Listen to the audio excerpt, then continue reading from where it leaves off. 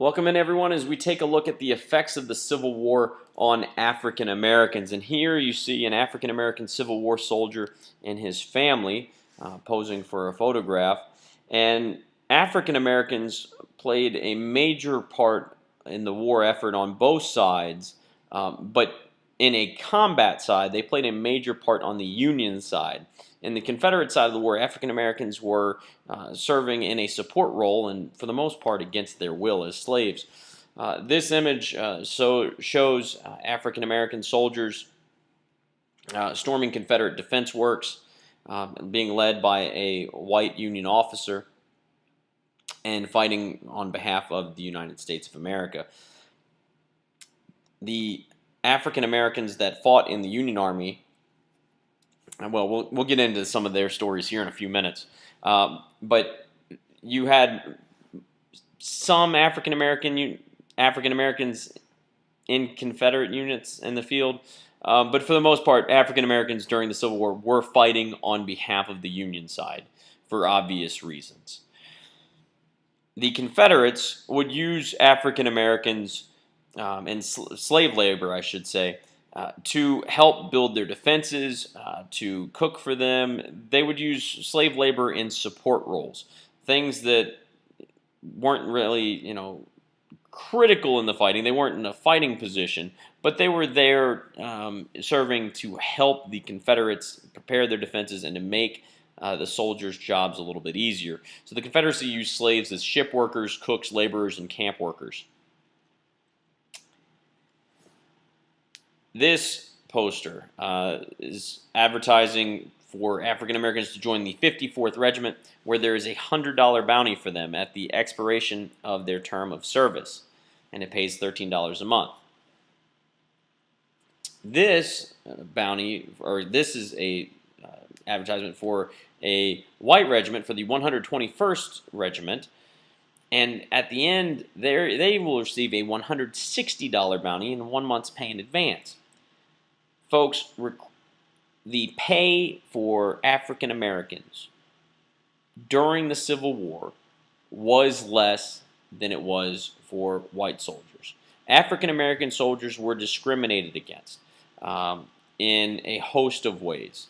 And the next way, besides pay, they were discriminated, is every African American unit had to be led by a white officer.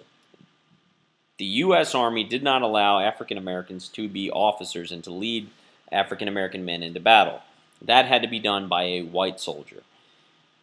And this photograph is from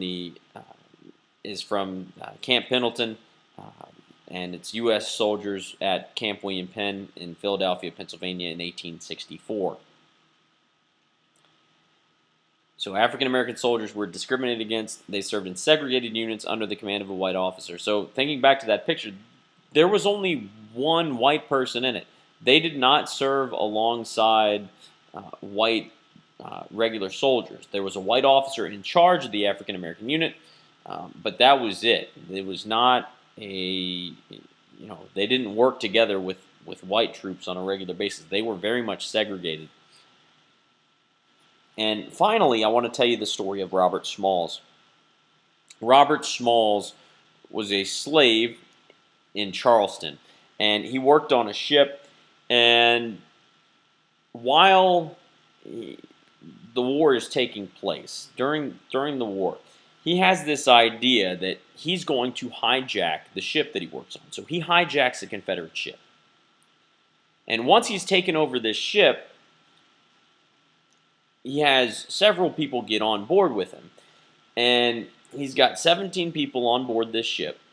And they work their way through the Confederate defenses in the Charleston Harbor, including Fort Sumter. So they sneak through, and they use the right passwords to get through 2 Confederate checkpoints. And the checkpoints are there to make sure that no Union ships are getting through.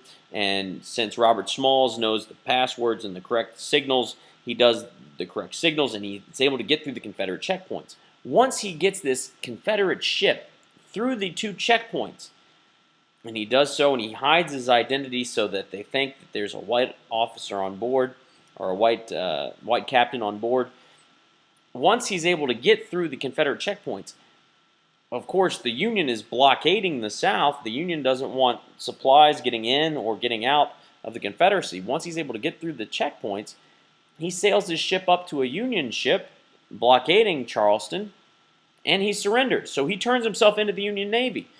The reason he does this is because the Union wants slaves to join the fight against the Confederacy. They want that.